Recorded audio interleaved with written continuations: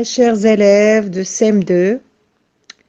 Dans la première séance de la leçon de classification des animaux, on a vu une classification traditionnelle reposant sur la distinction des vertébrés et des invertébrés et définissant 5 classes de vertébrés et les caractères ou bien les attributs de chaque classe.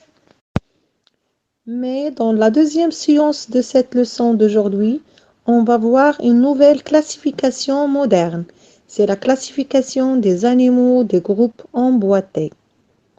Les objectifs de cette leçon sont savoir décrire et comparer les caractères simples des espèces animales et construire des groupes qui s'emboîtent.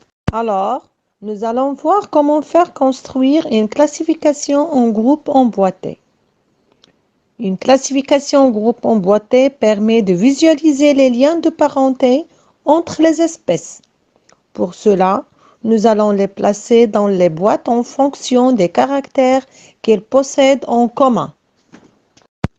Donc, pour classer ces animaux, nous allons utiliser les caractères physiques appelés attributs. Exemple d'attributs, poils, bouche, yeux, plumes, etc.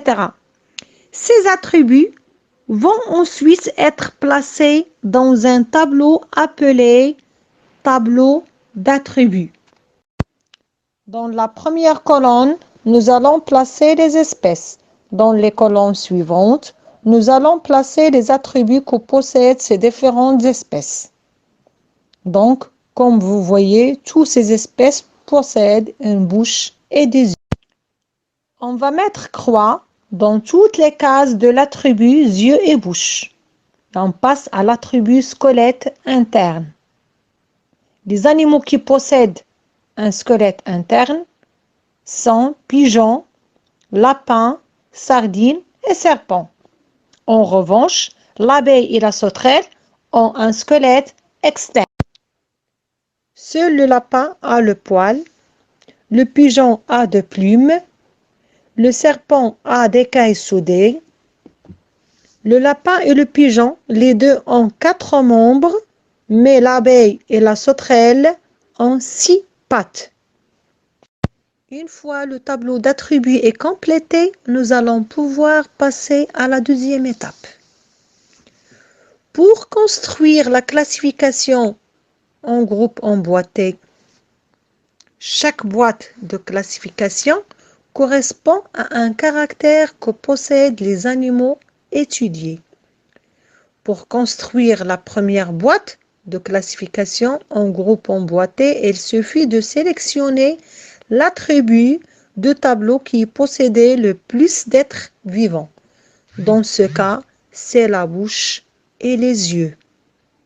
Donc, nous allons placer une première boîte qui aura pour titre bouche et yeux. Tous les animaux qui seront dans cette boîte posséderont des yeux et une bouche. Ainsi, la deuxième boîte, la plus grande, est celle qui possédera 4 croix. Il s'agit d'attributs squelette interne. Donc, on va les placer dans la première boîte. Et il y a des animaux qui ne possèdent pas un squelette interne. Donc, on va laisser une place pour la troisième boîte. Des animaux qui ont un squelette externe et qui ont aussi 6 pattes à côté de la boîte de squelette interne et à l'intérieur de la première boîte. On passe maintenant aux animaux qui ont 4 membres. Ce sont le pigeon et le lapin. Ils possèdent aussi un squelette interne. Donc, on va placer la boîte d'attributs 4 membres à l'intérieur de la boîte d'attributs squelette interne. Donc, comme vous voyez, on a placé la première boîte de 5 croix d'attributs yeux et bouche, puis la deuxième boîte de 4 croix d'attributs squelette interne et les boîtes de 2 croix d'attributs squelette externe et 4 membres. Donc, et les boîtes il reste seulement les boîtes d'une seule croix d'attributs poils, d'attributs plumes et d'attributs d'écailles soudées. On va les placer aussi. La boîte d'attributs poils à l'intérieur de la boîte d'attributs 4 membres. Aussi la boîte d'attributs plumes, on met là aussi à l'intérieur de la boîte d'attributs 4 membres, car le lapin et le pigeon ont 4 membres. Et la boîte d'attributs d'écailles soudées, on la place à l'intérieur de la deuxième boîte d'attributs squelette interne. Il reste seulement les poissons, donc on va placer la boîte d'attributs écailles non soudées à côté de la boîte d'écailles soudées.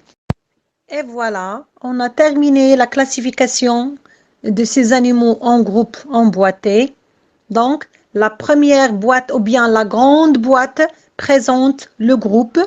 Les boîtes qui sont à l'intérieur présentent les sous-groupes. Et à bientôt!